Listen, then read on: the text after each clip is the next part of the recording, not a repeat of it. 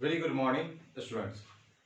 I am your Dharmendra sir, and today I come with a new topic in front of you all. आज हम लोग एक नए topic के बारे में जानकारी लेंगे और वो क्या है आपका passive voice of model axillary verb. अब आपके दिमाग में वैसे तो आ रहा होगा मॉडल क्या क्या होते हैं। For your these all are your modal. Can, could, may, might, must, shall, should, will, would, need, dare,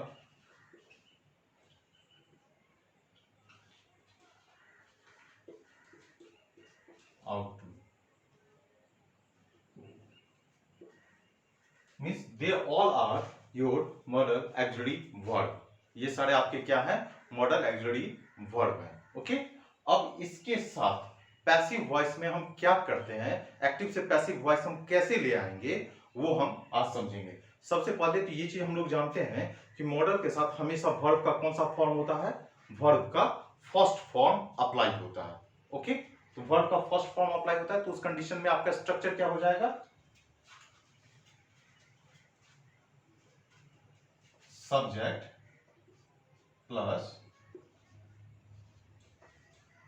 model plus first form of verb plus object. Okay, ये आपका क्या है स्ट्रक्चर है इन active voice. You will find a structure based on this one in your active voice. Active voice में आप लोग इस type का स्ट्रक्चर मिलेगा। अब इसको एक्टिव से पैसिव में ले जाने के लिए क्या करना होगा, सबसे पहला जो आपको अभी तक कंसेप्ट क्लियर है, object will takes the place of subject. Second, modals में हम लोग क्या करते हैं, एज यूजुअल ही आपका उतर जाता है। मीन्स अगर आपका कैन होगा तो कैन का कैन ही हो जाएगा, वो कैन कुड में चेंज नहीं होता है, शैल शुड में चेंज नहीं होगा, कुड कुड में ही रहेगा, कैन कैन में ही रहेगा। इसको हम एज यूजुअल ही लिख देते हैं। ओके, नाउ V1 आपको जहां तक पता होगा V1 किस में चेंज हो जाते हैं, थर्ड फॉर्म ऑफ वर्ब। अब आपके दिमाग में एक चीज आएगा जो यहां पे क्या हो सकता है, क्योंकि मॉडल हमेशा हमेशा अपने साथ क्या लेगा, फर्स्ट फॉर्म जो है वर्ब का वही कैरी करता है, वो यूनिवर्सल ट्रूथ है। तो मॉडल के बाद हमको फर्स्ट फॉर्म लेना है, तो फर्स्ट फॉर्म के लिए हम लोग क्या कर लेते हैं, बी को लिख देते हैं। Be is your first form of verb. Okay, अब आपका क्या हो जाएगा, plus by plus this subject comes at this one as an object। ये सब्जेक्ट आपका कहां पे चला जाएगा, ऑब्जेक्ट की जगह पे चला जाएगा। और इस कंडीशन में आपका example, just for an example in active voice, active voice में सपोज आपके पास कोई एग्जांपल हो जाए, he can control the situation.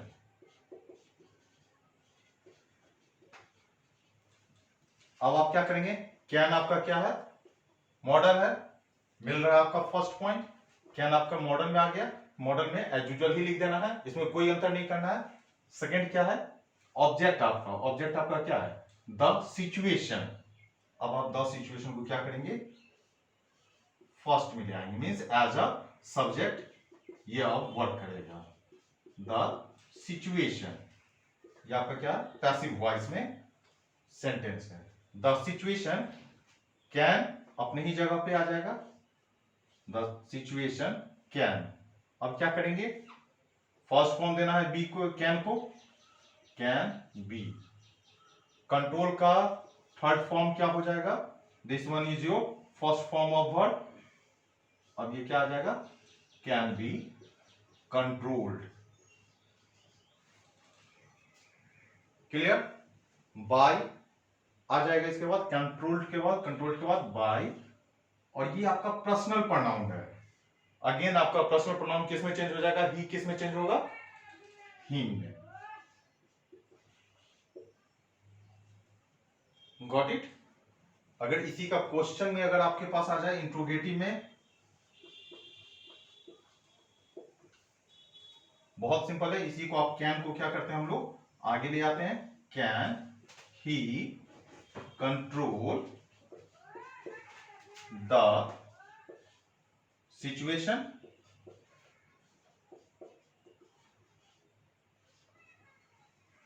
इसका पैसिव वॉइस क्या हो जाएगा? This one is in active. So now in passive voice, your models as usual comes at this place. तो हम can को as usual ही लिख देंगे। क्या हमने कहा? can को as usual ही लिख देना है।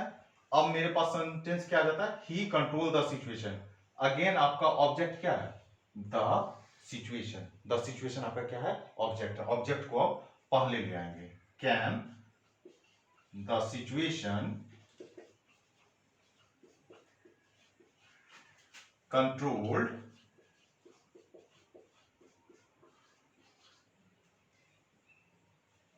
can the situation be controlled by him? Okay, यहां पे कैन के साथ हमको देना था फर्स्ट, इसका फॉर्म देना था वर्ब का। फर्स्ट फॉर्म मैंने दे दिया। Can the situation be controlled by him. हमेशा याद रखना है, मॉडल्स जब भी आए तो उसके साथ वर्ब का फर्स्ट फॉर्म देना है, और फर्स्ट फॉर्म के लिए हम लोग क्या करते हैं? बी को लिख देते हैं। Okay, now the next. So now the next is your passive voice of step verb. हो सकता है बहुत से बच्चों ने इस वर्ब के बारे में नहीं जानते होंगे और वो यहां पर गलती करते हैं। सबसे पहला काम हम क्या करते हैं? स्टेप वर्ब होता क्या है उसके बारे में थोड़ा सा जान लेते हैं। In verb chapter I will dictate the whole part of step verb. Okay, सबसे पहला है स्टेप वर्ब कहा किसे कहा जाता है? ये वर्ब एक ऐसा है जो कि एक्शन नहीं करता है। जैसे कि आप जानते हैं वर्ब क्या करता है? एक्शन परफॉर्म करता है। ये ऐसे वर्ब होते हैं जो एक्शन परफॉर्म नहीं करते हैं। क्या करते हैं? ये सिर्फ फीलिंग को एक्सप्रेस करते हैं। ओके, तो हम कह सकते हैं this verb never shows an action. It dictates about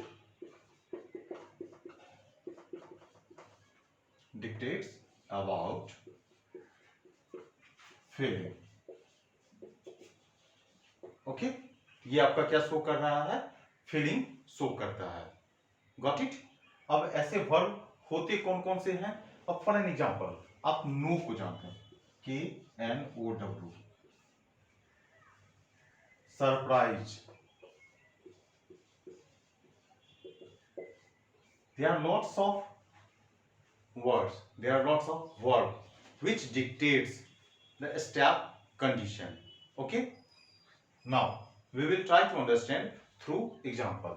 First one, I know him.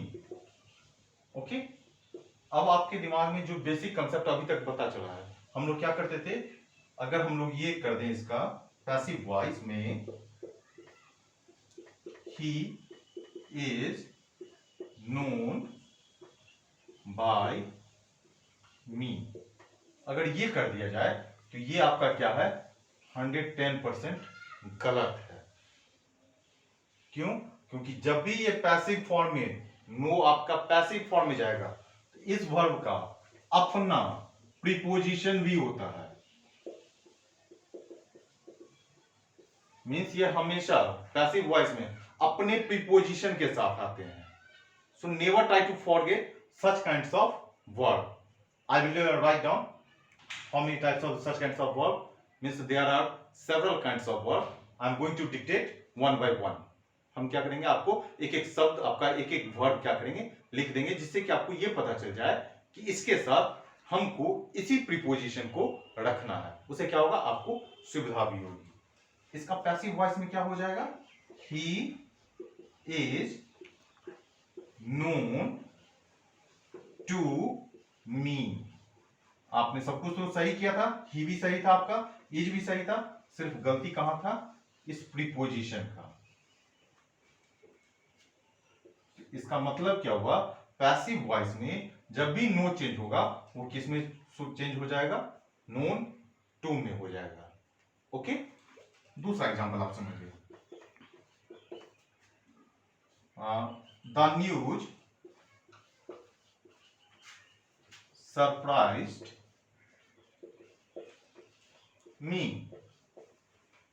मी आपका पर्सनल प्रोनाउन है, ये सब्जेक्ट में जैसे ही आएगा तो ये क्या हो जाएगा, आई